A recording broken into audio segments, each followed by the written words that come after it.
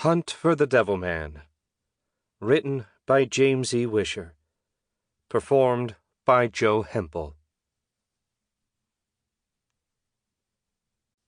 Chapter 1. Daisuke Kugo speared a chunk of syrup-drenched pancake with his fork, the sweet aroma mingling with the savory scent of bacon. Sunlight streamed through the cafe window, casting long shadows across the table he shared with Helena. An extravagant assortment of breakfast dishes covered it from corner to corner.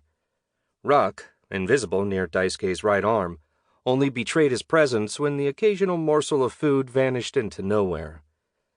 Eager as he was to begin the hunt for Razek's prison, Daisuke had no intention of going into battle at less than his best, especially against the Devilman backed up by a former member of the Blood of Solomon.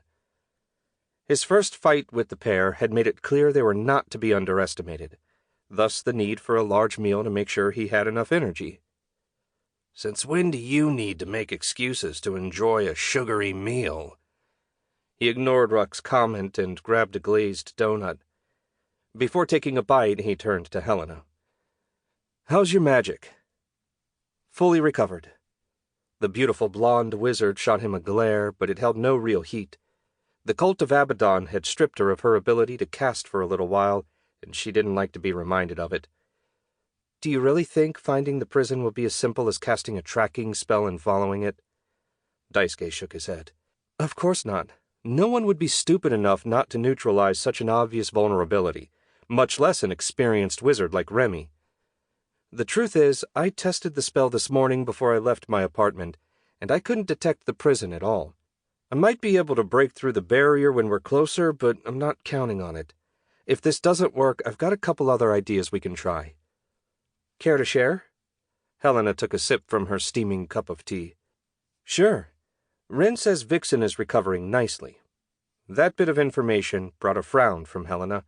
She hadn't quite decided if Daisuke's decision to rescue the beautiful former assassin was a good thing or not. He hurried to press on before that argument could flare up again.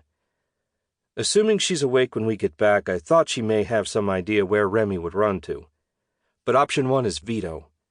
The Devilman has been selling bound demons to criminal gangs. There might be some intel drifting around the underworld. The Italians owe me a favor, so they should be willing to share anything they know."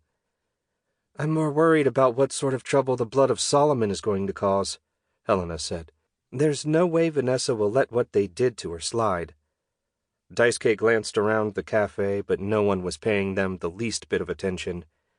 This was a known wizard hangout, and everyone had better manners than to poke their nose into another wizard's business.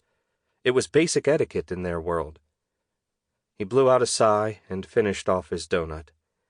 "I'm sure she won't. I kind of hope she finds them before we do and they kill each other. That would make collecting the prison so much easier." "More likely they'll make a deal and you'll end up fighting all three of them at once. Push the waffles a little closer." Daisuke nudged the last 2 waffles over so his familiar could reach them. There was no way Vanessa would make a deal with Remy. The members of the Blood were all fanatics. Nothing could be worse in their eyes than betraying the cause. No, Vanessa wouldn't be satisfied until Remy was dead.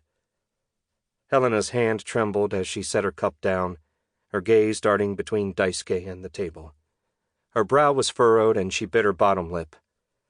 "I won't slow you down, I promise. Despite what happened in Paris, I'm sure I can handle the mission.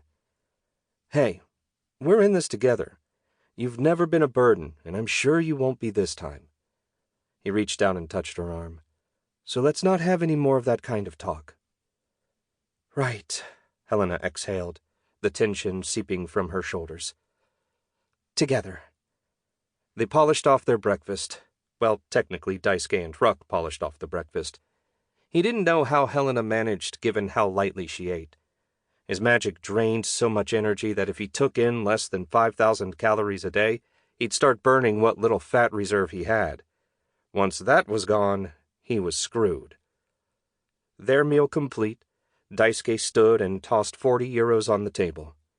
Ruck flew up on his shoulder, and the trio stepped out into the bustling streets of Zurich. People hurried here and there, most on their way to work at this time of day. Work at a normal job, where the Sample complete. Ready to continue?